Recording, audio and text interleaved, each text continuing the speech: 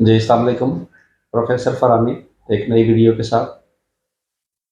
IMF की entry के बाद रियल एस्टेट में क्या भूचाल आ गया है? लोग क्यों इतने परेशान हैं? क्या मसाइल हैं? क्या अपडेट्स हैं? अक्सर गलतफ़हमी की बिना पे खबरें फैलाई जाती हैं। मैं आपको रियल स्टोरी बताता हूँ। हाँ, ठीक है, रेट्स रिवाइज़ हुए हैं, कुछ फ़र्क पड़ा है, लेकिन इतना नहीं पड़ा जितना लोग जो है वो शोर मचा रहे हैं।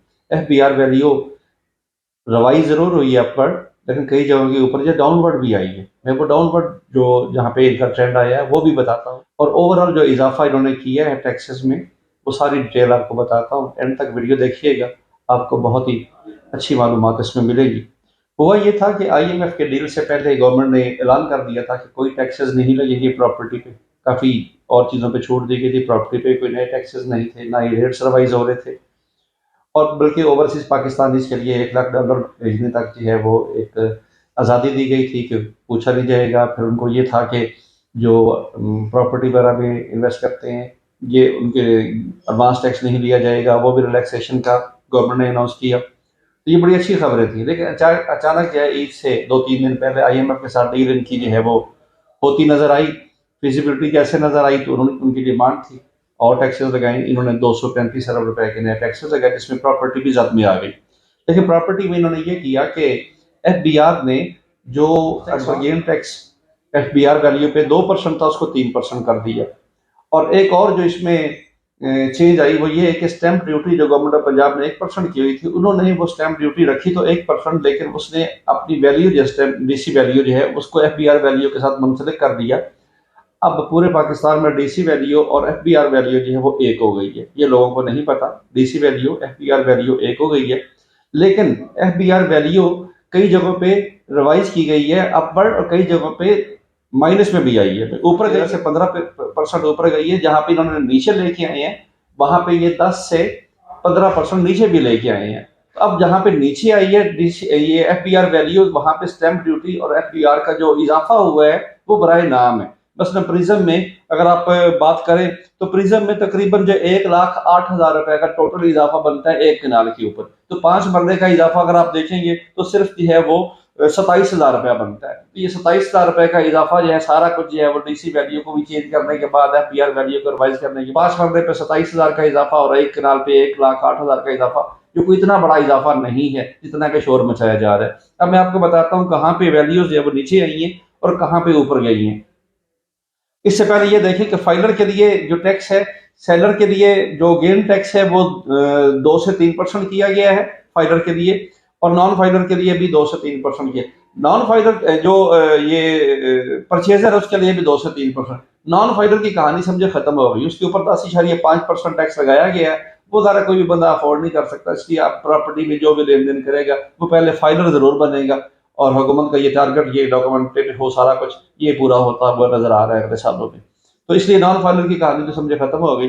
तो फाइलर को अब 2 की बजाय 3% एफबीआर वैल्यू का टैक्स देना पड़ेगा, और जो स्टैंप ड्यूटी वो भी 1% देनी होगी। अब कहाँ पे अब बढ़ गई है डीडीएच से लाहौर की बात करें तो फेज 1 में यहाँ पे सेक्टर के में, के ब्लॉक में ये एफबीआर ने वैल्यू नीचे की तरफ रिवाइज की है 10 से 12%, और जबकि के ब्लॉक के अलावा वैल्यू जो है इन्होंने थोड़ी सी बढ़ा दी गई है। इसी तरह फेज 2 है, फेज 3 है, इनमें वैल्यू एफबीआर ने बढ़ाई है, लेकिन फेज 3 के एक्स और वाई ब्लॉक में वैल्यू इन्होंने कम कर दी है। 4 में वैल्यू बढ़ी है, फेज 5 में वैल्यू बढ़ गई है, फेज 6 में वैल्यू बढ़ी है, और फेज 7 में वैल्यू जो है P Q T U X Y G 2 में कम हो गई है, और इसके अलावा जो सेक्टर हैं उनमें थोड़ी सी बढ़ गई है। इस तरह फेज 8 तकरीबन सारे में ही वैल्यू जो है वो बड़ी कम हुई है, सिवाय एक्स पार्क व्यू के, उसमें थोड़ी सी वैल्यू बढ़ी है। एक्स ए रेवेन्यू जो है उसमें भी कम हुई है, और तमाम बाकी जो सेक्टर्स है, एस है, वाई है, U V, W T, X, और ये सब में कम हुई है।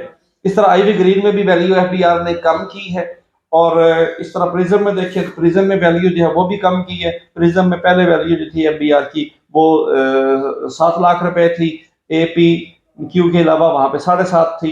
तो ये यहाँ पे इन्होंने ये कर दिया कि जो नई वैल्यू आई है वो इन्होंने 6,17,000 रुपए कर दी है 7 की जगह पे, ए पी क्यू के अलावा।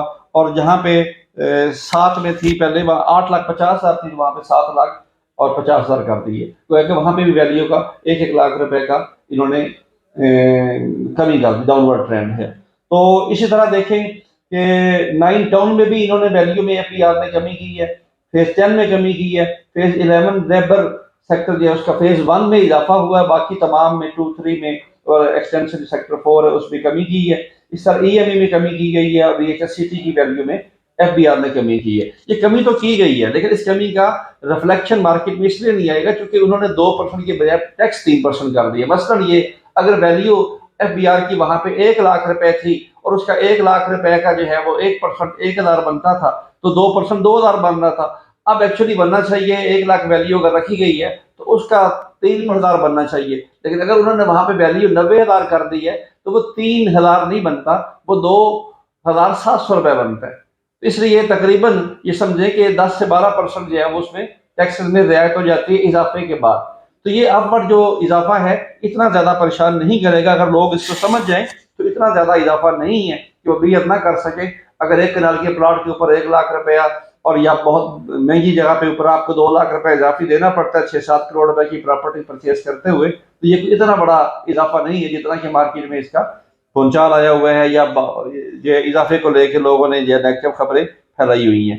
तो ये इजाफा जो है इसका इतलाक हो चुका है 1 जुलाई से, और इंशाल्लाह मार्केट उम्मीद है कि अब पॉलिटिकल स्टेबिलिटी भी आने जा रही है और फाइनेंशियल स्टेबिलिटी भी आ गई है काफ़ी हद तक।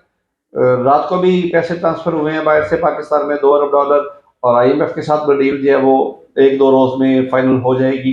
तो इससे उम्मीद है फाइनेंशियल स्टेबिलिटी भी आएगी, इकोनॉमिक स्टेबिलिटी के साथ साथ जैसे पॉलिटिकल स्टेबिलिटी भी आएगी, डिफॉल्ट का खतरा भी टल जाएगा। तो इंशाल्लाह हमें उम्मीद है कि बहुत बड़ा इजाफा नहीं है और ये लोग जो है और मार्केट जो इसको डाइजेस्ट करेगी और मार्केट अच्छी चलेगी।